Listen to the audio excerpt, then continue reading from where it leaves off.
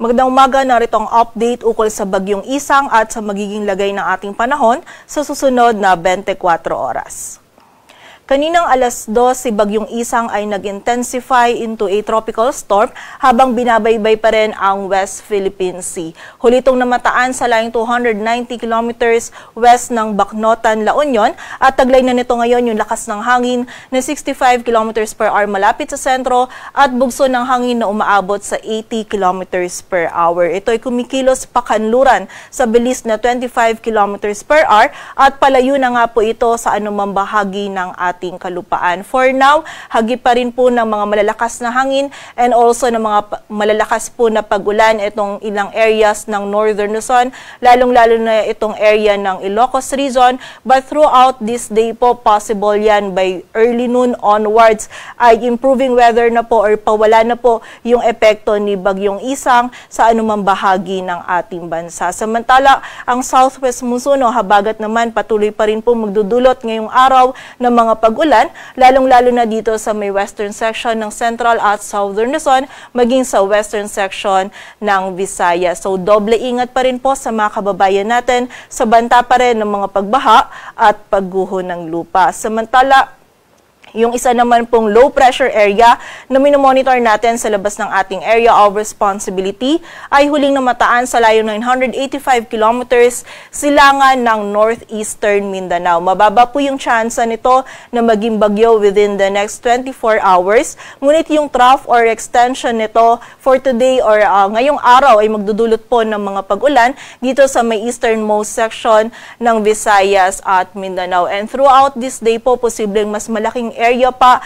ng Eastern Visayas at nitong eastern section ng Mindanao yung makaranas po ng mga pag-ulan na dulot ng trough nitong LPA na ito. And also, nakita po natin na posible din itong pumasok ng ating area of responsibility within the next 24 to 48 hours. So, continuous monitoring po tayo and patuloy na magantabay sa updates na ipapalabas ng Pag-asa.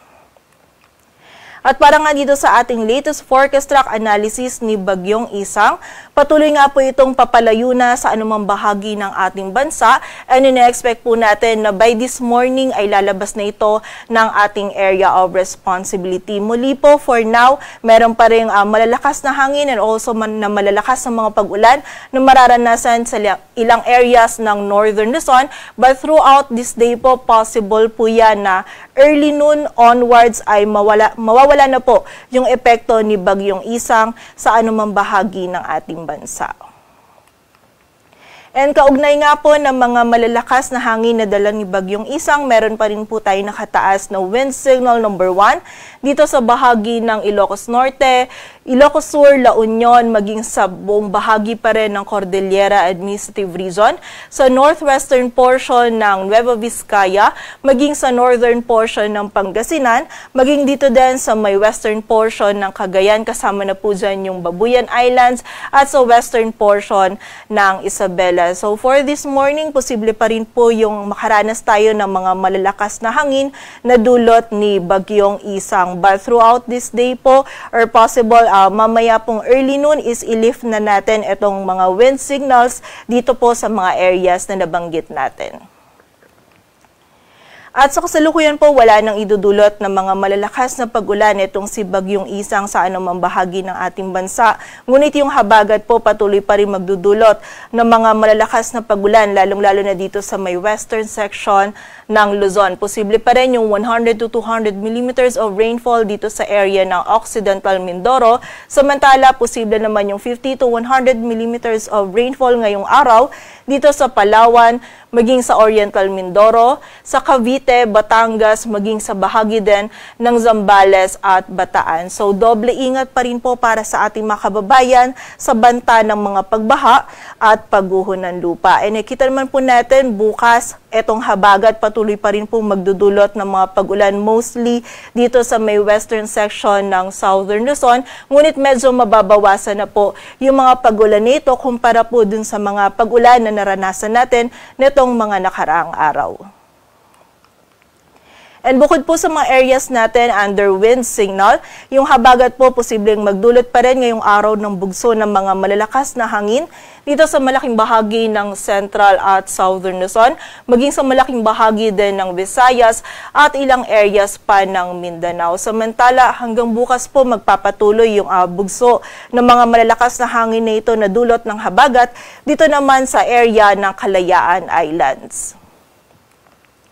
Sa kasalukuyan, wala rin po tayong nakataas na gale warning, ngunit iba yung pag-iingat pa rin sa mga kababayan natin na maglalayag dito sa may northern and western sections ng northern Luzon sapagkat magiging katamtaman hanggang sa maalon pa rin po yung lagay ng ating karagatan.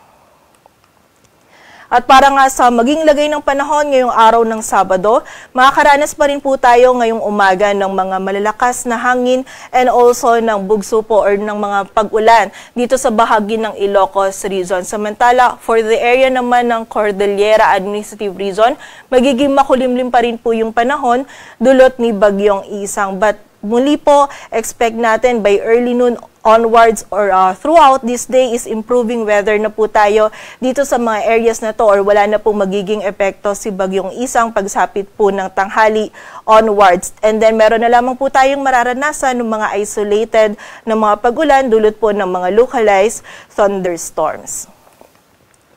Samantala, dito naman po sa malaking bahagi ng Central at Southern Luzon, wag pa rin po natin kalilimutan yung pananggalang po natin sa mga pag-ulan. Dahil po yung habagat, patuloy pa rin magdudulot ng mga kalat-kalat na pag-ulan, pagkilat at pagkulog dito sa Metro Manila, maging sa Central Luzon, Calabarzon at sa area din ng Mimaropa. So meron pa rin po tayong mga malalakas na pag-ulan na mararanasan, lalong-lalo na dito sa area ng Occidental Mindoro. So muli po, doble ingat pa rin para sa ating mga kababayan, para sa banta ng mga pagbaha at pagguho ng lupa, and also yung mga regional offices natin, nagpapalabas pa rin po sila ng mga thunderstorm advisories or ng mga heavy rainfall warnings ukol po sa mga pag-ulan nito. Samantala, for the rest of Luzon naman, ay magiging bahagyang maulap hanggang sa maulap yung kalangitan or improving weather na po yung ating mararanasan. Liban na lamang yan sa mga tsansa pa rin ng mga isolated o yung mga biglaang pag-ulan, pagkilat at pagkulog dulot ng habagat at ng mga localized thunderstorms. Agwat po ng temperatura dito sa Metro Manila ay mula 24 to 29 degrees Celsius.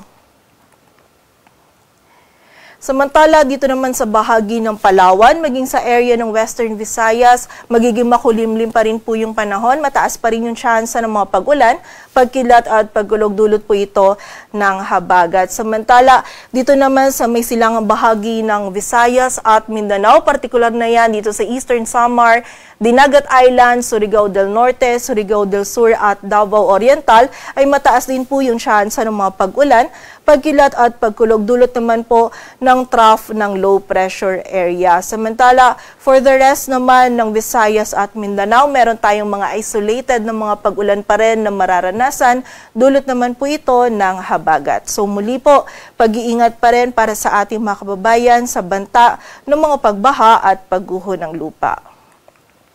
Agwat ng temperatura sa Cebu ay mula 25 to 31 degrees Celsius at sa Davao naman ay 24 to 32 degrees Celsius. Patuloy po tayo magantabay sa updates na ipapalabas ng Pag-asa. Para sa mas kumpletong impormasyon, bisitahin ang aming website, pag-asa.dost.gov.ph. At para naman sa mga heavy rainfall warnings, maging sa mga thunderstorm or rainfall advisories na pinapalabas ng ating mga regional offices, bisitahin lamang yung aming website, panahon.gov.ph. At yan po muna ang latest dito sa Weather Forecasting Center ng Pag-asa. Grace Castañeda, magandang umaga po.